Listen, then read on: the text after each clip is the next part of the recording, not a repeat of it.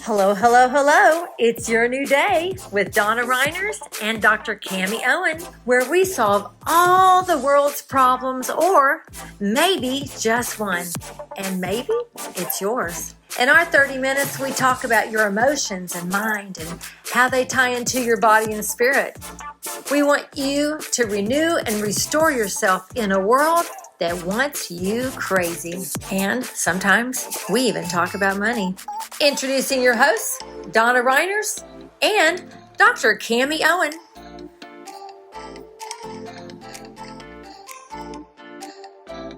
Donna Reiners and Dr. Cami. And we are continuing our conversation. I was just telling you, if you didn't just see the last show, I was thinking to myself, that I don't want to be the person who cannot have compassion. And I've never been one who really believes so much in empathy or pity. I believe in compassion. But we were discussing how there's this reel going around on social media where there's an experiment happening where these men are kidnapping this young boy over and over and over again in different circumstances, on different streets, around different people, from men to women, whatever, busy times, whatever. And how only one time did one person do anything about it. One time, one person. And I thought, would I be that person who would ignore a kidnapping? Well, and this is the thing. And then my brain went to sex trafficking. They're also sex trafficking 40s and 50 years old. Mm-hmm. I'm like, they're not just going, but we are so disconnected with each other. We were talking about texting the last time, and I that has been my beef for years. Mm-hmm. I have harped on that. I have harped on that thing. My family, who is all computer people, I have harped on that thing.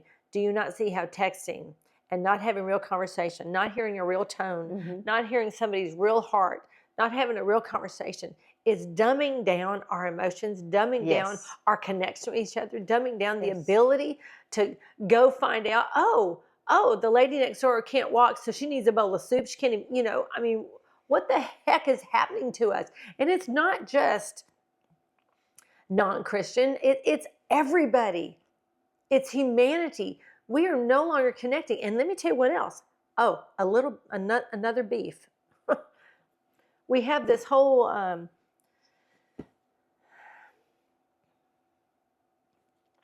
thought process of it's called being it's not being disconnected. It's being not having an opinion. It's a word going around right now where you're just pulling yourself out and you're just looking at it from afar, basically. Unengaged, unattached. Disengaged. Be unattached. Yeah. Just be unattached. Don't be attached to what's happening. Don't be attached to the result. And that's big in sales, for instance. So mm-hmm. you don't get devastated if somebody says no or whatever, mm-hmm. But just be unattached, And I have an issue with that. And some people I love and respect greatly, dearly talk about that. But some of the results I've seen and some of the people that are being unattached is they're no longer responsible for their actions. Mm-hmm. They're like, oh, I'm unattached from that. That doesn't matter. So they're moving on. I'm like, wow, you left a wake mm-hmm. behind you, but you're unattached because it's not your problem. Because their response is not your problem. What they do with that is not your issue. And where have we decided that we're no longer responsible for how we treat people? Where have we decided it is okay for you to have a lack of integrity, for you to have a lack of compassion, it's just my preference. I don't want to be around them. So what do? Oh, I just don't like their energy, so I don't have to be around them. I'm good. Well, so what you're doing is, because you think they're toxic, you can't love them? Honey, you're the problem. Your problem is you can't be around people that are toxic. It's because you're the one who's more toxic. Yep. Because it is unconditional love for the toxic people that proves that you have unconditional love. Yes. it's just really pissing me off, all of it. It's in the religious and the non-religious. It's everywhere. Yeah. It's like this, I'm going to elevate myself to this. I'm elevating myself here, and I'm unattached from you. So if you're hurting, oh, gosh, that's too bad. Oh, hey, and how are you doing? Yeah. Go ahead. Yeah. Sorry. No, backtrack and do whatever. No, that's I'm so irritated. That's good, because I think what they're trying, maybe they got misconstrued somewhere in there. Right. When we were talking about in earlier shows about being able to stand in the storm. Yes. And being solid. It Agree, doesn't mean agree. that's not being unengaged and unattached. That's being able to be with, like you said, any place and anything, because you know who you are. You're centered, but you can have compassion for everybody's experiences. Yes. And you're not making it wrong or have a charge out of it. But people are using that as an excuse. Yes, because they don't understand. Not be a part of things. They don't understand the concept that you're connected to all of it. And they're making it all about themselves. Yes. Oh, no, I don't have to be a part of that because I'm good. Yeah. That's not what... That's not compassion. That's not compassion. But it is an issue. It's a big issue. Because people can't... The thing over there that you can't be with is what you can't be within yourself. Mm-hmm. That's why it's so triggering, or so... I'm gonna talk to the hand. Yeah. Because... They're not really present to this is actually running them. So they're turning. So I'm just going to go meditate it all away. Yeah. I'm going to meditate it all away. I'm going to medicate it all away. Mm-hmm. I'm going to do all these things to get in touch with me. I'm just going to get with me and just be with me. So I'm unattached. And the result would be I'm unattached from all of you, but that's okay. Because it's all about me and God alone.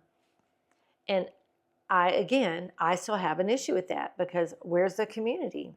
Because and if you don't show up, who cares? Yeah.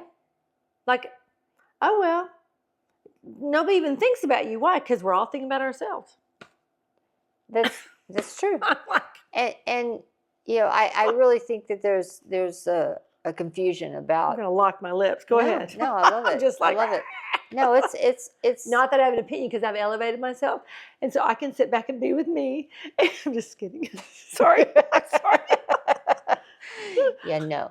I lost my train of thought. Sorry. But that's okay. But being connected, tone, empathy, compassion. Yes, thinking of this one particular experiment. And the channel 13 or ABC had a show called "What Would You Do?" Do you remember that show? No. John Quinceanera, I believe I'm saying his name right. I like him. He had a show where they would set up scenarios just like that. Is that the guy who did the rescue thing? No. I'm thinking of the wrong guy. Go ahead. I don't necessarily love him because I don't know who it is. Anyway, he's a investigative reporter is what he is. And he would set up different scenarios and just see what would people do. And it was much bigger, more grander scale than, and that would be very much a thing they would do. A big one used to be, being in a park or something like that, and a man and a woman are fighting, and the man is obviously being physically abusive to the woman. Almost without fail, the men would just walk by. Almost without fail, over and over and over. It was almost always a woman, usually smaller than the guy, that would go up and intervene and say, wow. Yeah. So, lots of different scenarios. But I always think about that, what would you do kind of scenario? What would I do? I know I've been in situations where, everybody else is standing around, and I like to think I would take action. But I also know from what we were talking about in previous shows, when I get in the zone, I'm very laser focused, and I might miss something like that. Is that our problem? We're walking down the road on our phones and we're in a zone? Yeah, I think that's a big problem. I think a lot of people do that. Where were we? We were walking somewhere recently. You and James? Yes, and I'm trying to think of where we were. But anyway, we were walking, and people were bumping into me as we're walking because they literally have their phone in front of them and they're walking. And we were at a conference. That's where we were. We're at a conference, and people are definitely walking down the street. It was in San Antonio, walking on the Riverwalk. That's where we were. Okay. People walking and on their phone in this beautiful thing called the Riverwalk. It's nice You're supposed to see. To be watching and looking around you. Looking around and bumping in, or they would not be on their phone, but they'd be walking and they'd bump into me and just like, and not say anything, not say excuse me or anything, because I don't even believe that they felt that they bumped into me. Gosh. Like they're so disconnected, they're so in their own zone that people are just supposed to get out of their way because they're bulldozing through life. They're bulldozing through definitely the Riverwalk, you know. And I remember I looked at James, I was like, wow, these people are literally like walking They're zombies. Not present. They're like walking zombies. They are worrying about a life that they're not in this moment. They're contemplating something in front of them or something behind them, but they're not right here, right now, which is the only place that we really can be. Okay, so all of this works together in my brain. I'm thinking about how there's this whole movement to find your higher self, the highest good, the highest self. And I use that language. I feel like I understand that language.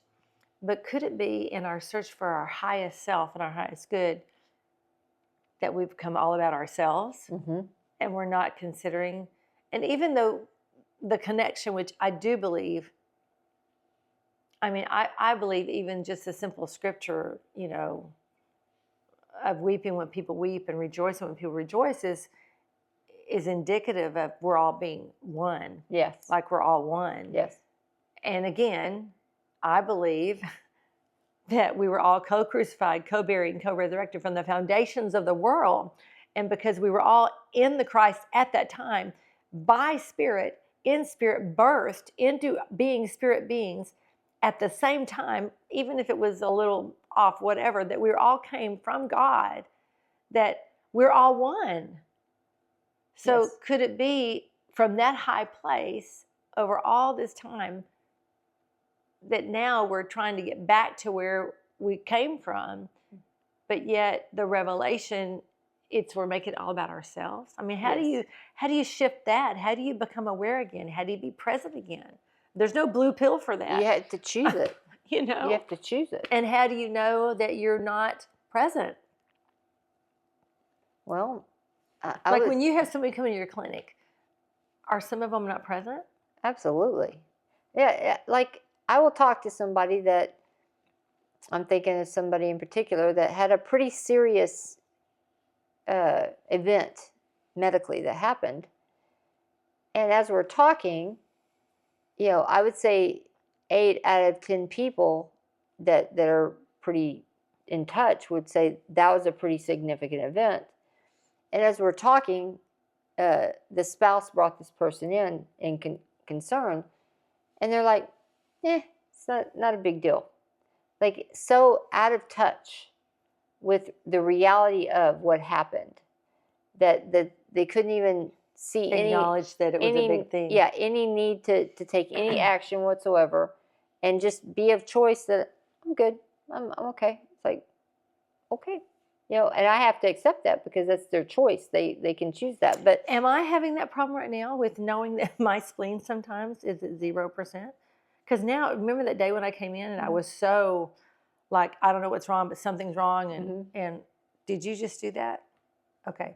That I didn't know I just knew that I knew that if I was a medical person, I'd be at the ER, you know? Because now I recognize, now I'm acknowledging, okay, wait, this is that. Like, I know now. It's like, and I'm not trying to self-medicate. Like, I know to get water. I researched what's the Chinese meridian, what happens in the spleen, what do I need to do to help my spleen be healthier? And it's got all these things, and I'm attempting to do those things. But am I being that person? No, because you're in action about it. This is somebody that was not in action at all.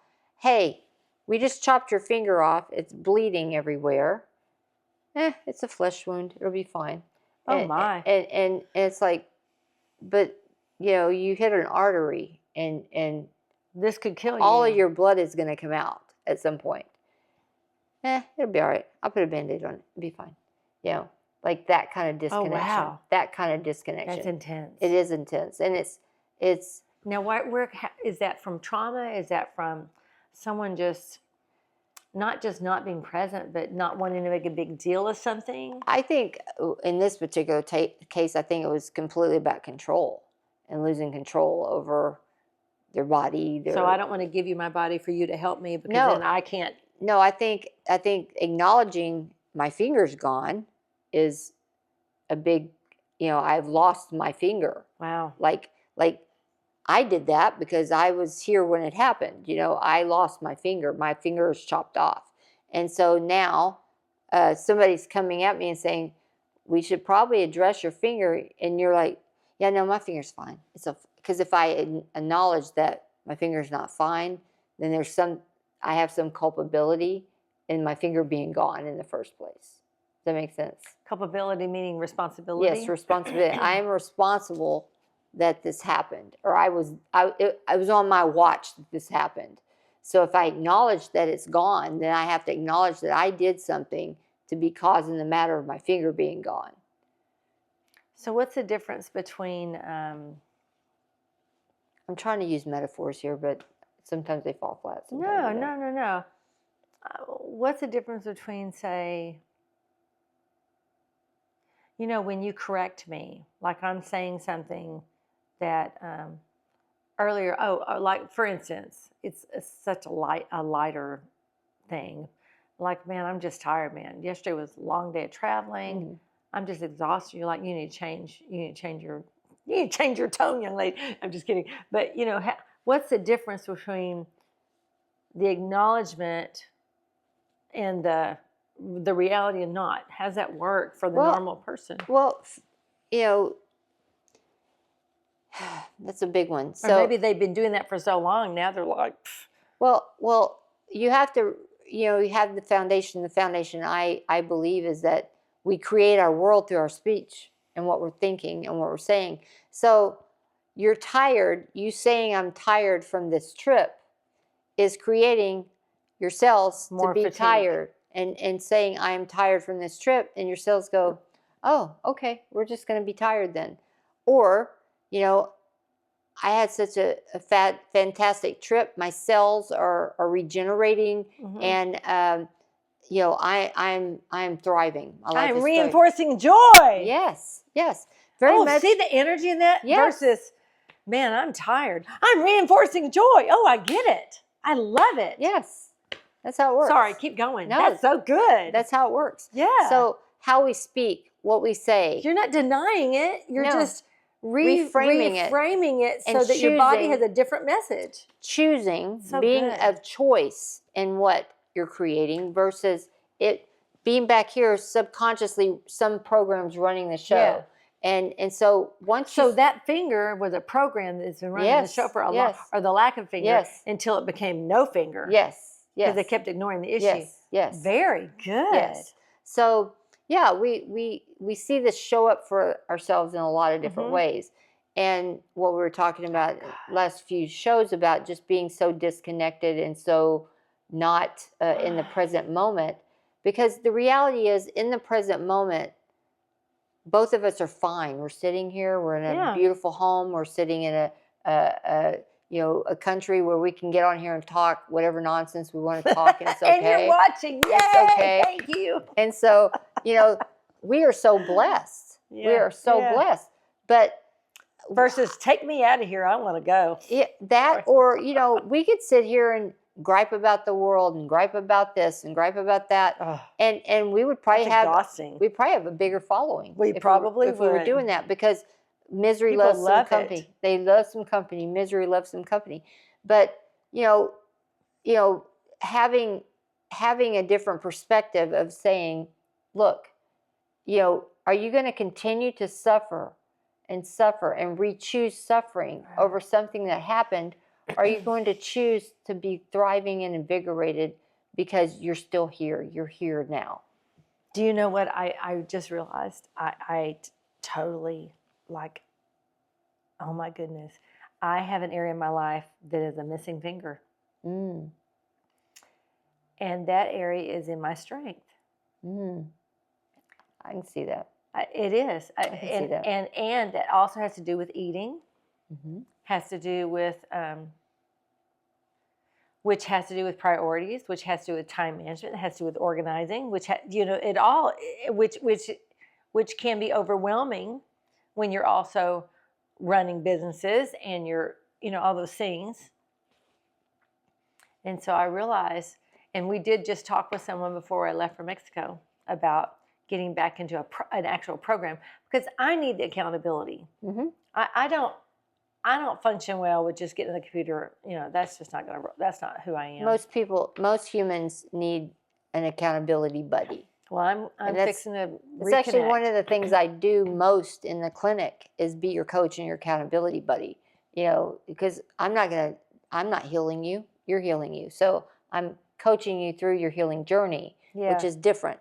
But, having this epiphany, this realization of it's funny because I've heard that in your speech many times about I'm not strong, or you said it like in the last show, like you had to. I'm not where I need to be. Yes, I'm not. Well, there's no need to be anywhere. It's just where you choose to be. No, I need to get off the floor easily, and at this point, I don't.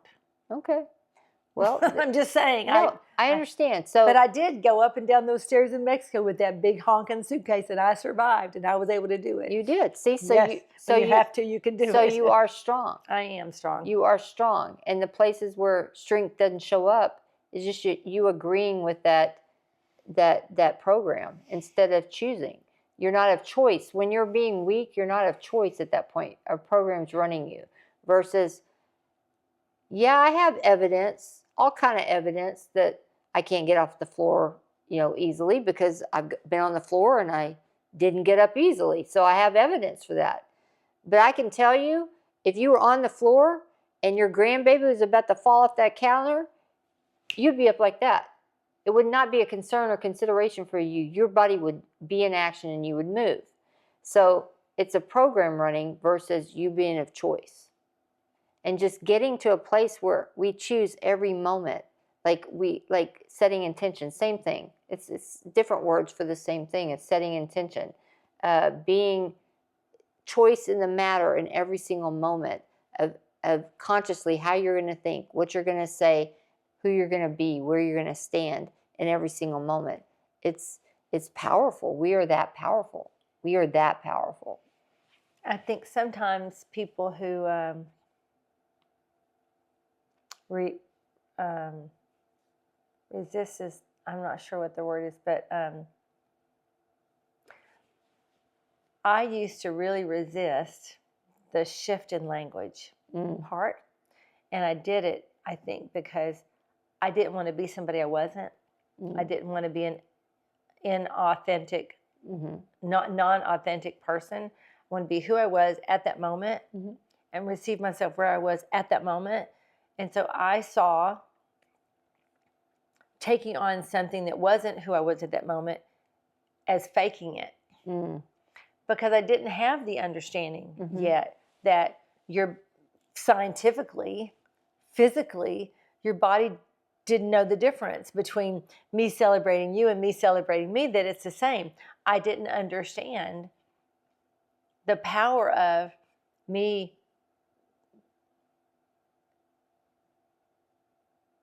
taking on the truth I wanted to have in reality versus what I was physically experiencing at the moment. I didn't know that it literally shifted your cells, which shifted your mind, which shifted your body, which shifted your muscles, that the quantum field was a real thing. I didn't know. And I think there are many of us that don't know. I do know now. And maybe we should have a show talking about these things so people can know. I think we'll do that really soon, probably in the next show. But I didn't know, and I think maybe that's part of why I do have the revelation of this to that. I really do, and I know that I do. But because I like to meet people where they are, I also have the revelation of the process Mm-hmm. of taking you from here to taking you to here, and you not feeling condemned along the way. Mm-hmm. Because back in the day, if that was introduced to me, well, you're here, but you could be here right now. Hello. Get busy. I had the condemnation and the guilt factor happening within me. It's before I'd addressed all that and it was gone.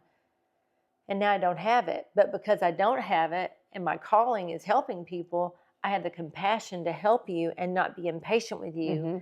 and not lose it with you and say, what the hell is your problem? Get moving. I don't have that work. I'm like, oh no, you did good, go girl. You took an inch. Yes. Yeah. You know, I have that now, but I didn't at one time. Maybe you don't have enough compassion for yourself to Mm-hmm. see that you can take on. You can move forward without you seeing it yet. Yes. That it's not being fake. That it really is you making a new decision. Creating your world. This much at a time. Yeah, reinforcing a world you want to be that you're not yet, but yet aren't you really already? Yes, you are. Yes. Yes. Because it happens in the field before it manifests and materializes. And it happened because if we were co-crucified and co-buried and co-resurrected in the Christ, from the get-go, then we are all that we already need, and we have all that we already have, and we are strong. We are invincible. Sorry. You know, we have all that we really already need. And it's such a different concept because it's hard to see yourself getting off the floor when you really have struggled getting off the floor. Mm-hmm. It takes you like several steps to get off the floor versus just popping up. Mm-hmm. It's hard to it's hard to see it. Well, you know, it's funny that the doctors that I saw about my leg could not see a scenario as I sit here. They couldn't see that scenario. Wow. That was not possible. Is it medical or the Medical alternative? doctors. Okay. Medical doctors. I was told this is incurable. You will have this the rest of your life. And I could have taken that and chose to keep creating that daily, because we keep creating it daily. And you know, most of our life is all the memories of yesterday, and we bring them into today instead of looking at, you know, creating from nothing. We don't have all of yesterday's memories. We can create from nothing today. Create a new memory. Yes. A new tomorrow. Anyway, we bless you. We'll see you in your new day next show. Bye-bye. See ya. Thank you for joining Your New Day with Donna Reiners and Dr. Cammie Owen. We look forward to seeing you next time. Remember, we solve all the world's problems, or maybe just one, and maybe it's yours. Until soon.